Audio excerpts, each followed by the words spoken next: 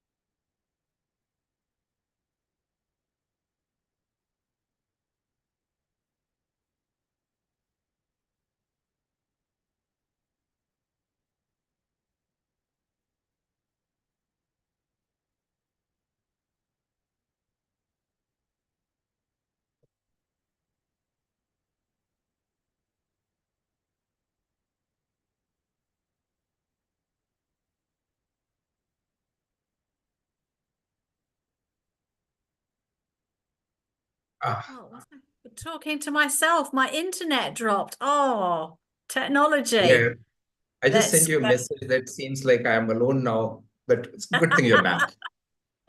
Okay, so we're back and we're still live streaming. Great. So I was talking away to myself there. So I was just saying, I'm Dawn Campbell, your host as usual for our 30-minute session. Ask me anything about accreditation. And for those of you who enjoy a cup of coffee or tea listening to these conversations, you'll know they often go off-piste and get really, really deep and interesting. And today is not going to be any different.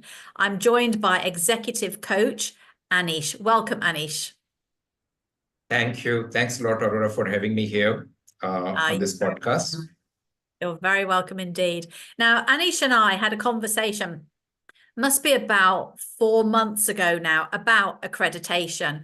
And we got into such a deep spiritual conversation about what does it mean to embody the practice of being a coach. I said, I must have you back as one of my live stream guests. So finally, we made it. So thank you very much.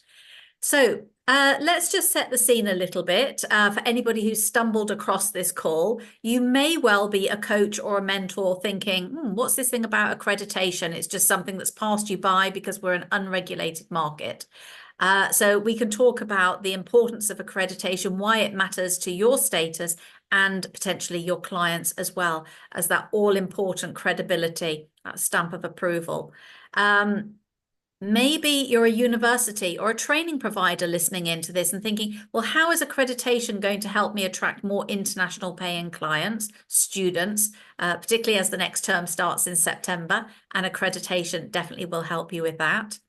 Or maybe you're a member of the public and you're thinking, how do I find a coach or a mentor to support me with my personal and or professional goals? So Anish and I are ideally placed to help you answer those questions. So my VA, as usual, is on the mobile, and she will field any questions to us.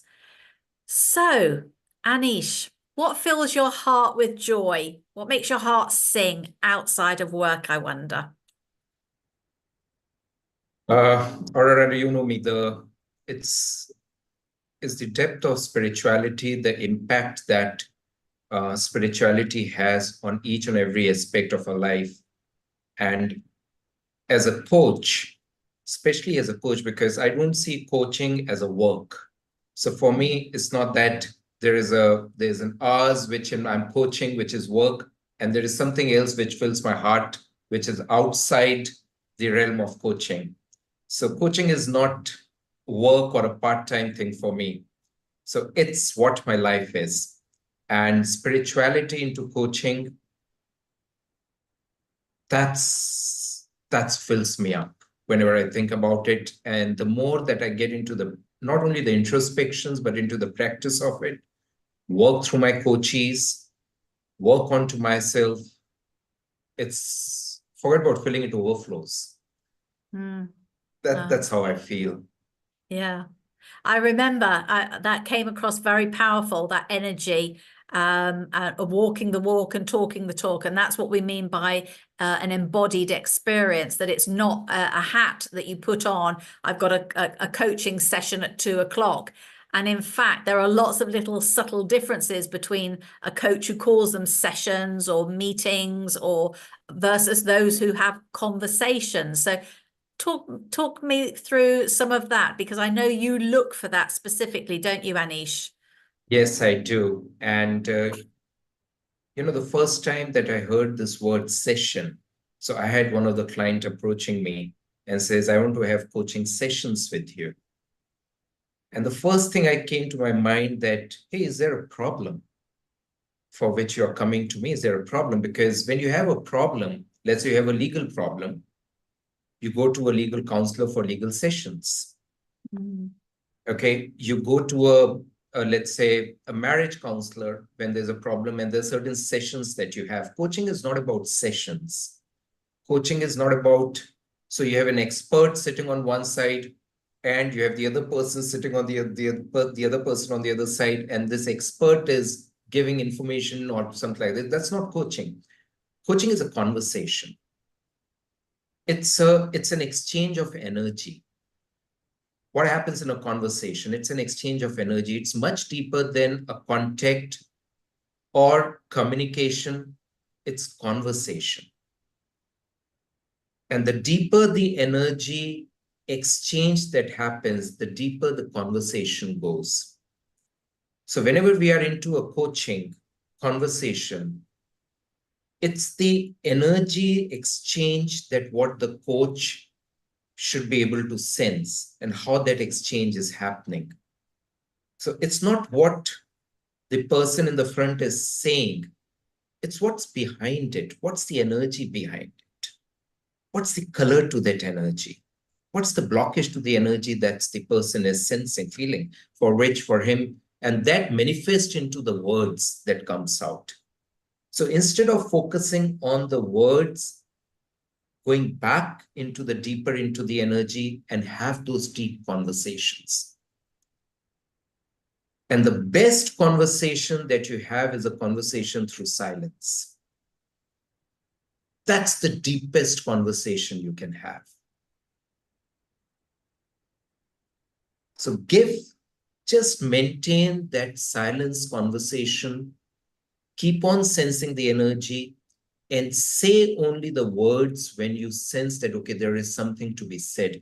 It's not like a bullet, you ask questions and you, oh, I'm wondering, I'm curious. That doesn't work. That's so artificial. It's the silence that you maintain. You connect deeper with your coachee, the person in front of you, and feel him. Sense him in that perspective. See what the flow of the energy is. That can only happen when you are silent. Otherwise, it doesn't work. And of course, it's an equal relationship. And there'll be a lot of coaches out there who do think of themselves as the guru, the expert, the coach with the title. And I'm sure I was one of those 20 years ago when I started, with my props, the top 50 coaching questions, waiting for the client to pause so I could ask my next brilliant question and show how good I was. But increasingly, when I'm talking to students and graduates, I'm saying less is more. Listen. The next question comes from listening to the answer of the client. But most people are quite frightened of silence, Anish. And there's lots of different types of silence, but they don't like it. Yeah, and most of the coaches don't like it. And that's where a lot of work first coach has to do on himself or herself. See, it's a very noble area, coaching. Like we say, medical is a noble profession. Okay, medical, it's even more deeper than that, because let's say the medical profession may work on the physical aspect, may work on the mental impact, the mental aspect. or maybe a social aspect or an intellectual aspect, but deepest is the spiritual aspect and what brings all this together. So that means the noblest, I can't even call it a profession. I would say it's a service. So the noblest service that one can provide is that of coaching, which means the coach has to continue work on himself or herself and be comfortable with silence. If the silence is not there, it's not just the physical silence, it's also the mental and the intellectual silence.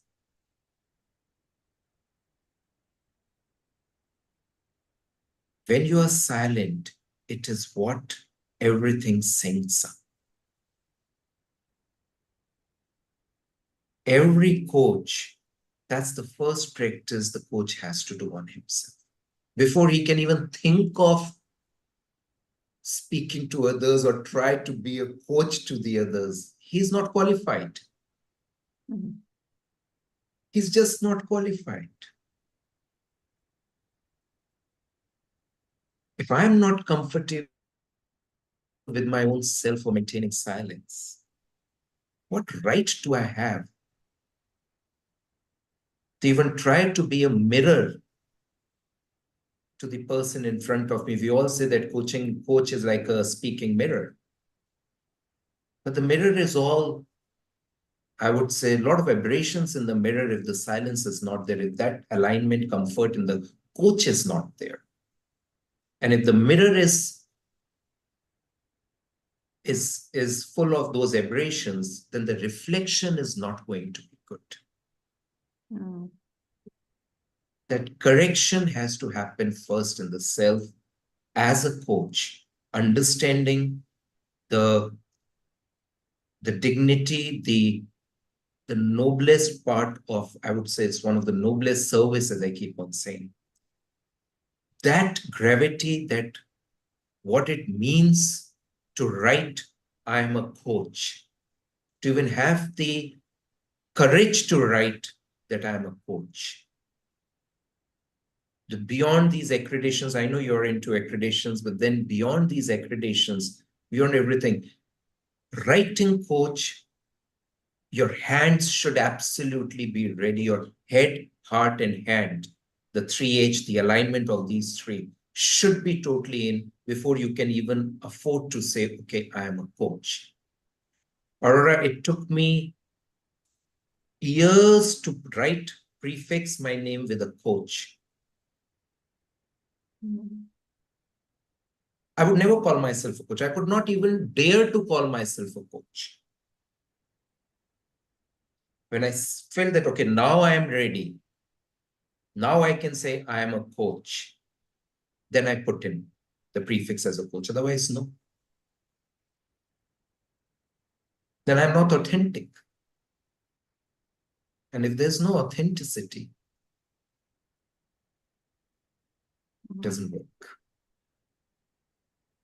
And what you've just described flies in the face of the reality of the situation, particularly post-COVID, when we see increasing numbers of people add the word coach to their title. And we have a situation where in the UK, and I'm sure it's the same the world over, where hundreds of thousands of people are calling themselves a coach without being trained, insured if their country offers insurance, accredited. It's seen as another income stream as opposed to something that's vocational, that they embody and they understand what it actually means to hold that privilege, to sit with somebody and facilitate a coaching conversation. Yeah. And, it was so, I was filled with compassion when I look at these guys who are sitting at home. Free time, what do? Let me become a coach. Okay. And let me start some second line of income for myself. And maybe once I'm done with my job or anything, then I can come into it full time. Okay. Or let me just do a small certification online. I really, my heart goes out to these people. It's the other way. I don't blame them. I don't say that. It's just when you put yours, and most of these people today, I get to know, are struggling in the market to even find someone to speak to them. Mhm. Okay. And the only way for them to is, okay, no, you know what? This is what we used to charge. I'll cut my money. This is what I'll charge today. Because the whole concept of coaching, they don't get it. And they've not been exposed to. That's why I'm so compassionate towards these people. They have spent their time, energy, and effort, which is limited for us. We have limited time, we have limited energy, we have limited effort with us. They have spent that into something which they don't understand, and they have not been guided properly. I feel so compassionate towards these people. I call them Corona coaches, but I feel really, really, really compassionate towards them. Despite of their investment of the money is one aspect in whatever certification that they have spent the money, is the time, energy, effort. Their ROI is negative on their time, energy, and effort because they've not been guided properly. They've not been shared the whole, what is coaching all about? And if I were to look at it, it's the coaching institutes, whatnots that they've been getting them is like a coach factory. Come to us and we'll get you this certificate. We'll give you this certificate so that you can write coach. Really, really, really, I mean, so much of compassion comes to me for these poor people who've been misled into something. No fault of theirs. It's like going to a doctor and saying, I have a headache. And the doctor says, yeah, come. I'll take care of your headache, and then charge money for that and say, okay, now you're done. That's what the coaching institutes have done. The patient is not to be blamed. These people who have writing coach today, they are not to be blamed because they have not been guided properly. What's their fault? And I've come across, yesterday only I was speaking to one of my colleagues who had, his friend had become a coach during the Corona period, thinking that, you know what, there are people waiting outside that I can coach. I'll get a lot of people to coach, and you know what, I'll start earning money, because this is what they've been told by from wherever he got his training done. That's what they told them. Oh, you know what, just get this thing title coach there and people will be there outside waiting for you. 2 years he struggled. The amount of time, energy, effort that he invested without being aware of what the reality is, what coaching is all about. I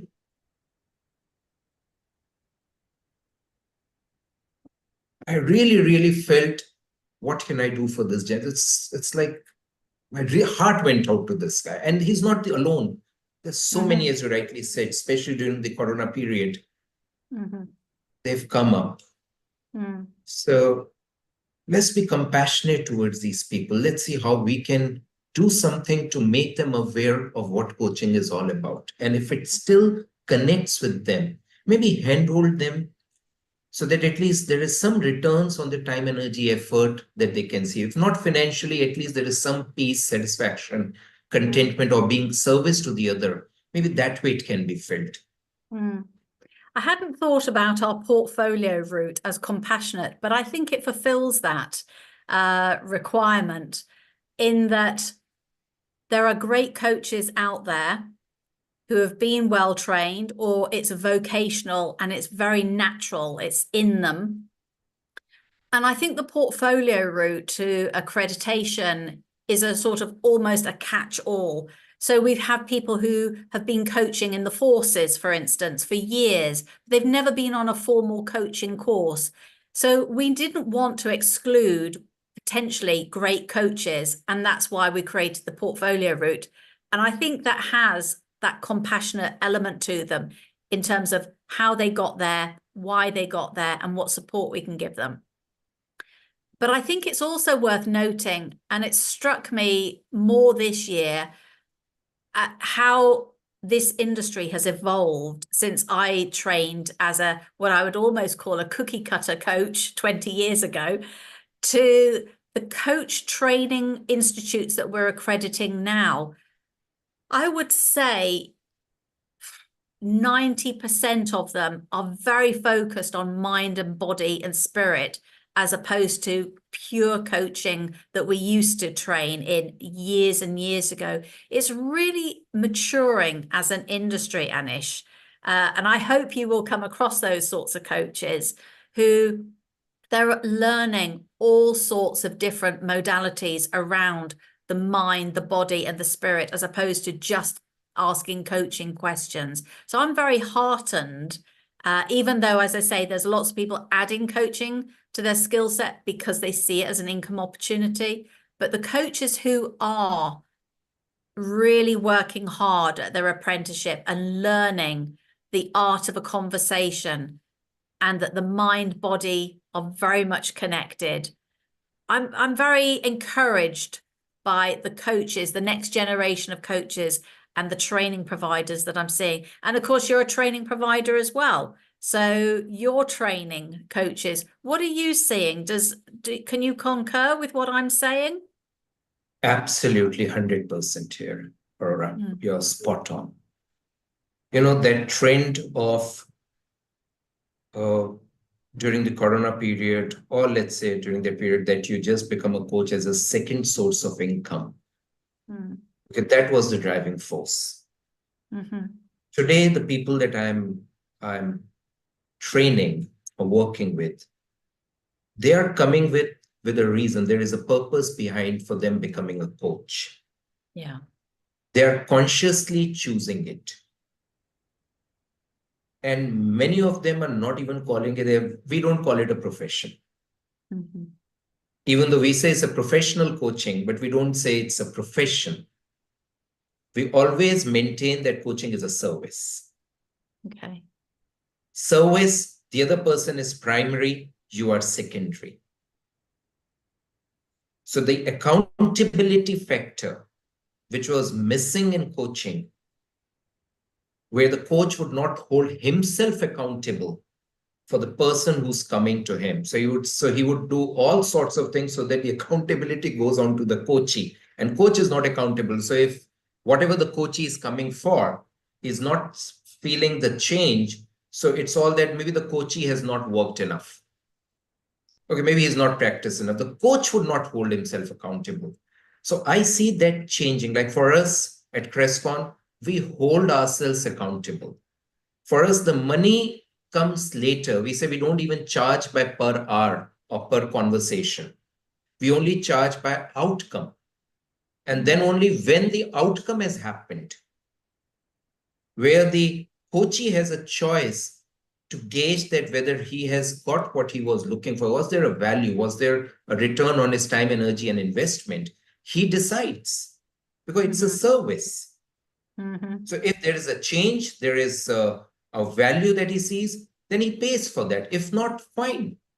What right do we have to charge for that? The accountability part. So in the new generation, the people that we are working with training, we are training it as a service. We are training them and they are absolutely open to it. And they're also living up to this challenge of being accountable and not looking at it as a way of earning money. Rather, money would come in as a way of a service to the society. And in return, society would always pay back. There is never, ever happens when you do something good for the society, society does not pay you back. It always does. Have faith. Have confidence in what you are doing, the service that you're providing. Have confidence in that. Have faith in the society. You would never be disappointed.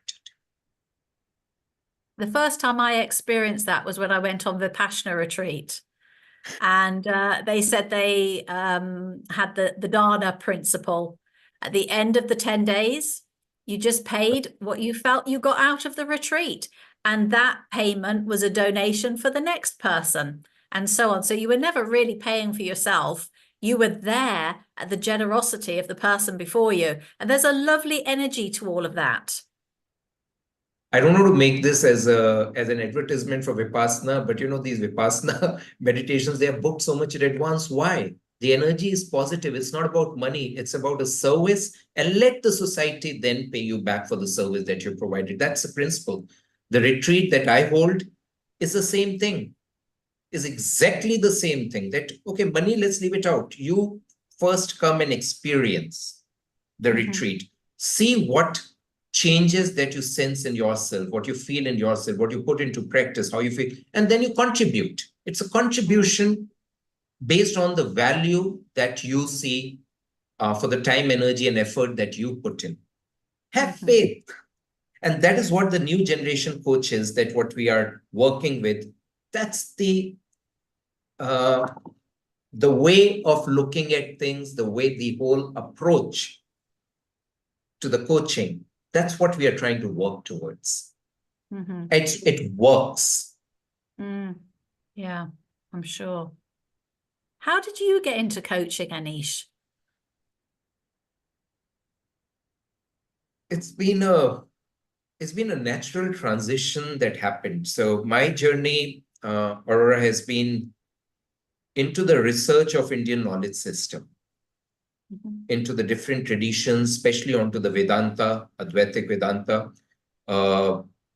moved on to the Nalanda traditions, which is the Madhyamika Buddhism, spent many years into that, understanding that. So I used to read a lot. And one of the major scripture in Indian knowledge system is a text called Bhagavad Gita. Okay, it's a very popular text, and it's one of the main texts in the Indian system, where you have the conversation between Krishna and Arjuna. It's a conversation. And if you read that, it's a typical, beautiful coaching conversation. Oh, okay. Krishna is considered the first ever coach in the world. And he has a coachee in form of Arjun. And there's a conversation, a coaching conversation happened. That I got hooked on to that conversation. And that's where I entered into the realm of coaching. Even the name you see, CRESCON. Many times I'm asked what this CRESCON means. Some people call it Krishna consciousness. That's from where the CRESCON is coming. But CRESCON means movement with consciousness. And Krishna is speaking all about consciousness in that. Yeah. The way the question answers goes, the way Krishna allows Arjun to express himself, the ground that the safe ground that the safe space that he creates for Arjun to ask, Arjun to introspect, Arjun to, it's a manual. It's like the most beautiful manual you can get on coaching. Wow. That's how I entered into coaching. Okay. Well, you've just fired me up, because I'm looking at the book, the series of 3. I got them for my birthday. I haven't read them yet. I can just almost feel the energy of them falling off the shelf for me to start my bedtime reading tonight. So thank you for that. I'm conscious of the time. Let me just quickly check with Gillian if any questions have come in. So you've got a retreat coming up. You're coming to Europe next month, and you're doing your first Can-Do retreats. Share a little bit about those. Yeah, so it's an I Can retreats. And this is the first time in July. June, I'm going to be there for a pilot. And July end, we are launching our first retreat, I Can retreat in Prague. That's coming up. So it's I Can is actually, it's the insights that you have from 3 positions: compassion, abundance, and absolutely when you are totally nourished. So compassion, abundance, and nourishment. So that's the ground on which you go into deeper insights. That's I Can. So I stand for those insights coming out of compassion, abundance, and nourishment. So these retreats are where we go very deep into the metaphysical questions like who or what am I? Going into the mind management, mind mastery to see what does it mean by mind and consciousness? How are they different? What do you mean by when you say mind, when you say consciousness? And along with that, these learnings, how do you actually transform this learning into wisdom, which is into practical application? So lots of practical, I would say, experiments that we do. I hate using the word exercise. I prefer experiments. So we do lots of experiments there in the retreat. So we have these conversations where we exchange of ideas happens. That's like a wad. Moving on to samvad, that happens. And what comes out, then we experiment with those. The beauty of an experiment is, what's the worst that's going to happen? It may not work. There's no pressure. So what we do when we're in child, when we used to go into the lab, we would set up these experiments. When we do the observations, if the experiment is not working, we'll tweak some of the parameters and try again. Same way here. Whatever that we are introspecting into the, I would say, the theoretical aspects, the learning aspects, put them into experiments, different experiments, then observe those experiments. How is it working for me? What fine-tuning do I require? So over the 3 days, there is so much of, I would say, practical applications that happens of what you have, what you are introspecting upon.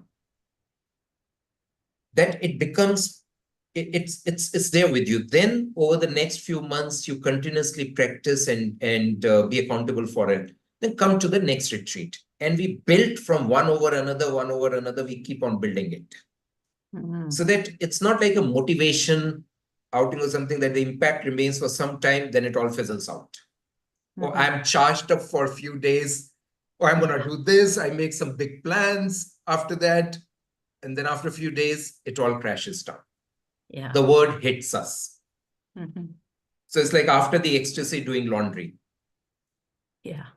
That's the feeling you get.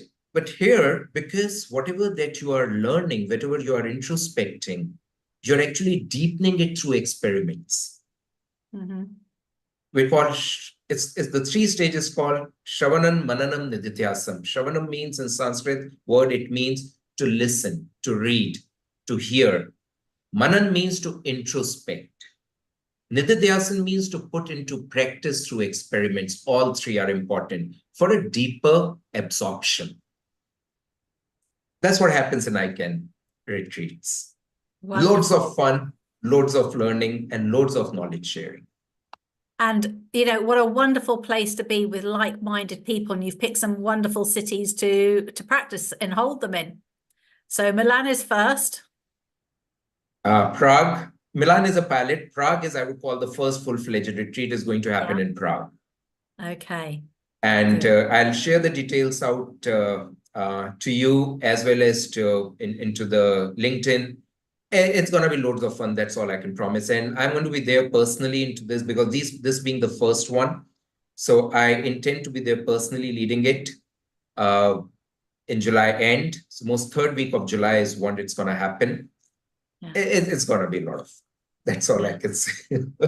So that's a bonus. Anybody listening who actually wants to be on the call or the retreat rather with Anish, get yourself booked on the first one. Oh, very good. Thank you. Thanks for this. Thanks for calling it out, Aurora. You're very, very welcome. Well, I don't want to keep you any longer than necessary because I know you're a busy man, but I really appreciate you coming back and trying to condense our beautiful hour-long conversation into half an hour. And perhaps I could just leave you with a question is it a question? Yeah. If you had to sum up in just a few words particularly for the younger generation of coaches who are starting out, what does it mean to be a coach? What piece of advice or tips would you give them to set them on the right path? The first and the foremost order is to understand the gravity of being a coach. That's the first and the foremost one. Rest all is secondary. How you train, what you train, why are you becoming a coach? What does it mean to write coach with your name? It's like when you write doctor, it has a gravity. It has a responsibility. It has an accountability. It has a trustworthiness. Same way when you're writing coach, understand the gravity of this word coach. And especially for us Indians, when we consider Krishna as the coach, you are actually trying to put yourself in his place when you say you are a coach. It's that noble. It's that divine. That seriousness, that responsibility of looking yourself in the footsteps of Krishna.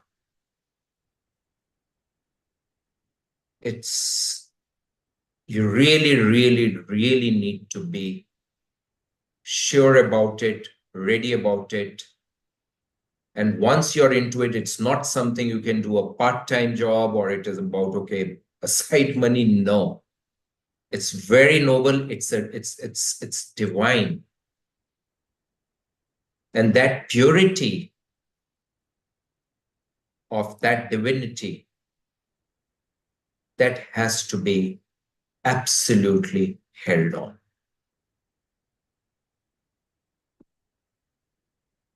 Once you do that, rest all, your every action, whether it's a physical action, whether it's a speech or a mental action, these are three ways the action happens. Whether it's a physical action, speech action, or a mental action, they would automatically come in that way because these actions are driven by what's the ground on which you're operating. If it's the ground of divinity you're operating, your every action would reflect that. So please be aware of this. Thank you. Thank you. Enjoy the rest of your day. Namaste. Thank you. Thank you very much for having me. You're welcome. I look forward to our paths crossing again. Bye-bye now.